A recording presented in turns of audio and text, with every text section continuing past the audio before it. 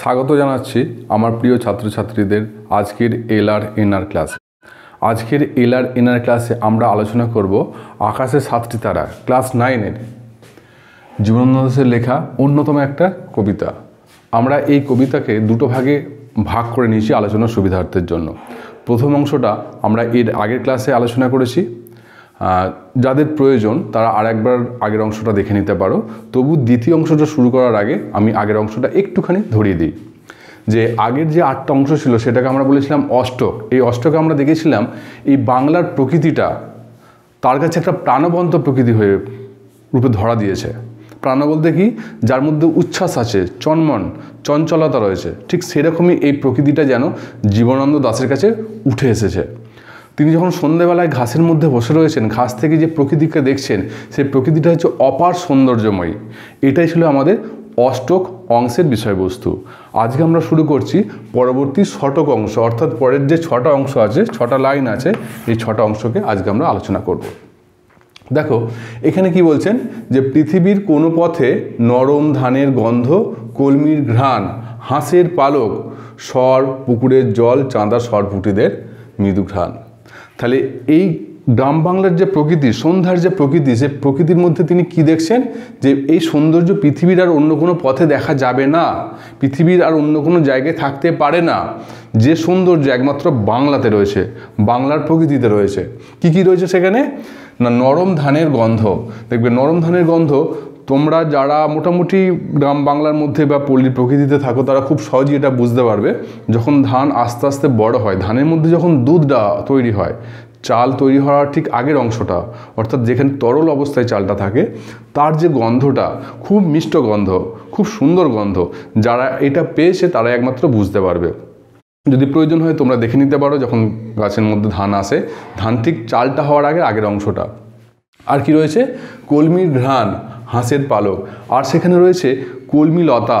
যে কলমিলতা গ্রাম বাংলার এই প্রকৃতিতে জলাশয়ে হয়ে থাকে, যেগুলো খুব সহজেই জলাশয়ে বৃদ্ধি পেতে থাকে, সেগুলো যেন প্রকৃতপক্ষে শুধু গাছ নয়, সেগুলো যেন পল্লী প্রকৃতির অপরূপ এক একটা সৌন্দর্যের উপকরণ, সৌন্দর্যের অংশ। দ্বিতীয়ত আমরা দেখতে পাচ্ছি এখানে রয়েছে হাঁসের পালক। তাহলে গ্রাম বাংলার প্রকৃতিতে সারাদিন যখন বিভিন্ন পশু পাখি প্রাণী খেলাধুলা করছে, শিশুদের মতোই চনমনে অবস্থায়, ছটফটে অবস্থায়, দুরন্ত অবস্থায় খেলাধুলা করছে, ঠিক একই রকম দেখতে পাচ্ছি সন্ধ্যাবেলায় তাদের কিছু পরিত্যক্ত অংশ এই প্রকৃতির মধ্যে দেখা যাচ্ছে, যার ঘ্রাণটা আমরা খুব সহজেই পেতে পারি। সেটা হচ্ছে হাঁসের পালকের গন্ধ, সুগন্ধ। আর কি রয়েছে, স্বর মানে হচ্ছে ছোট তৃণ ঘাস। এই ছোট তৃণ বা ঘাস, যারা আমরা গ্রাম বাংলার প্রকৃতির সঙ্গে ঘনিষ্ঠভাবে রয়েছি, যারা আশেপাশের গ্রাম বাংলায় ঘোরাঘুরি করেছি, তারা কিন্তু আমরা প্রত্যেকেই এই জিনিসটা বুঝি। এবং তৃতীয়ত কি বলছেন, পুকুরের জল। আর রয়েছে পুকুরের জল। তাহলে সেই পুকুরের মধ্যে যা কিছু রয়েছে, সেখানে মাছ রয়েছে, সেখানে কলমি লতা রয়েছে, সেখানে হাঁসের পালক ভেসে বেড়াচ্ছে। এই সমস্ত কিছুর সুগন্ধ, সন্ধ্যার যে বাতাস, সেই বাতাসের ঢেউয়ের স্পর্শে যেন সেগুলো আন্দোলিত হয়ে উঠে আসছে, ভেসে বেড়াচ্ছে। সেই ভেসে বেড়ানো গন্ধগুলোকে কবি ঘাসের মধ্যে বসে থেকে সন্ধেবেলা উপভোগ করছেন। আর কি রয়েছে, চাঁদা সরপুটি। চাঁদা সরপুটি এগুলো হচ্ছে চুনো মাছ, বর্তমানে এদেরকে আমরা বলি। তো এই চাঁদা সরপুটি মানে প্রকৃতির মধ্যে বা পুকুরের মধ্যে এগুলো আপনা আপনি নিজে থেকে হয়। তো এই মাছেদেরও যে সুগন্ধ, সেই সুগন্ধটা সন্ধ্যাবেলায় যখন মৃদুমন্দ বাতাস প্রবাহিত হচ্ছে, সেই মৃদুমন্দ বাতাসের মধ্যে এই গন্ধগুলো ভেসে বেড়াচ্ছে, যে প্রত্যেকটা গন্ধ অত্যন্ত মিষ্ট, অত্যন্ত সুগন্ধ। এবং এটা সুগন্ধ বলি, অত্যন্ত মিষ্ট বলি, তিনি কিন্তু এগুলোকে উপভোগ করছেন। আর কি রয়েছে, সেখানে মৃদু ঘ্রাণ রয়েছে। তাহলে এই সরপুটিদের যে ঘ্রাণ, অর্থাৎ যে গন্ধ, সুগন্ধ, সৌরভ, সেই সৌরভটা যেন এখানে বাতাসে ভেসে বেড়াচ্ছে। আর রয়েছে কিশোরীর চাল ধোয়া ভিজে হাত, শীত হাতখান। এবং কি এই সন্ধ্যার যে প্রকৃতি দেখবে, সন্ধ্যার প্রকৃতিটা আমাদের মধ্যাহ্নের থেকে, দুপুরের থেকে অনেকটা শীতল হয়, ঠান্ডা হয়। যে বাতাস প্রবাহিত হয়, সে বাতাসটা আমাদের শরীরে যখন লাগে, ঠিক একটু ঠান্ডা ঠান্ডা ভাব আমরা অনুভব করি। এখানেও ঠিক সেরকমই চাল ধোয়ার পর কিশোরীর হাতের যে শীতল উষ্ণতা, যে শীতল তাপ, সেই ঠান্ডা তাপটায় যেন এই প্রকৃতি তার বাতাসের মধ্য দিয়ে পুকুর থেকে তুলে নিয়ে গিয়ে কবিকে দিচ্ছেন, কবি সেটা পাচ্ছেন, সেটা আমরাও পাই। এবং এই হাতটা কিসের মতো? শীত হাত কেন? অর্থাৎ হাতটা যেন ঠান্ডা হয়ে গেছে, যেন মনে হচ্ছে এই যে বাতাস যে প্রবাহিত হচ্ছে এটা বাতাস নয়, যেন মনে হচ্ছে কোনো কিশোরীর চাল দেওয়া হাত কবিকে স্পর্শ করছে, আমাদের স্পর্শ করছে। সন্ধ্যাবেলায় যখন আমরা পুকুরের পাড়ে বা কোনো জলাশয়ের পাড়ে থাকি, বসে থাকি, দাঁড়িয়ে থাকি, ঠিক সেই সময় এই ঠান্ডা স্পর্শটা, উপলব্ধিটা আমাদের কিন্তু প্রত্যেকেরই হয়। আর রয়েছে কি? কিশোরের পায়ে দলা মুথা ঘাস।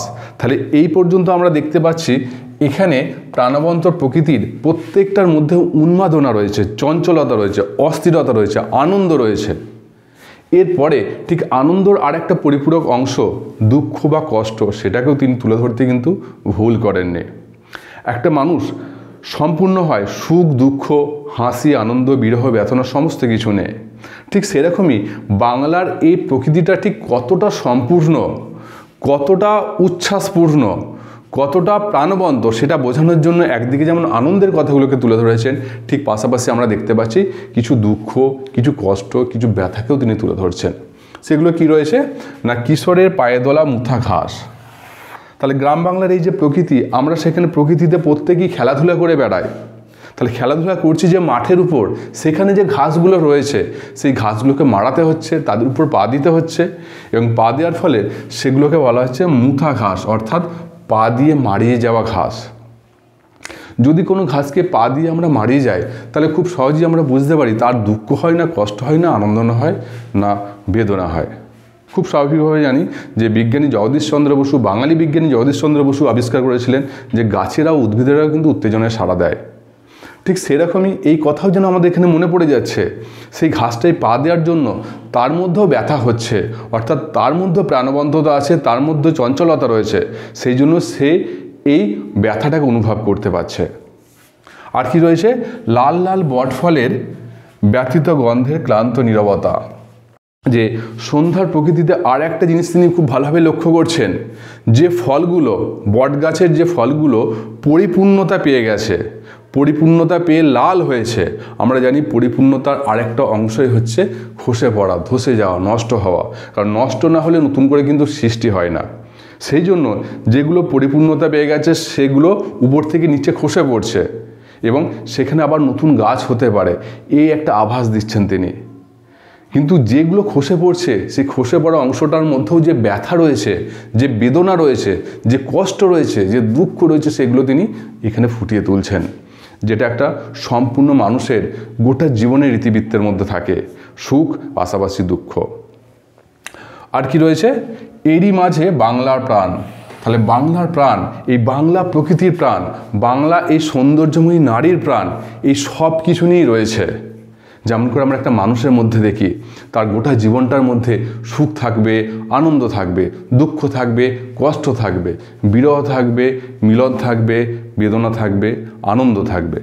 এখানেও সমস্ত কিছু মিলিয়েই আমরা দেখতে পাচ্ছি এই বাংলার প্রকৃতি সম্পূর্ণ হচ্ছে, পরিপূর্ণ হচ্ছে। শেষ অংশটায় কি বলছেন? আবার একই কথা বলছেন, আকাশে 7টি তারা যখন উঠেছে ফুটে আমি পাই টের।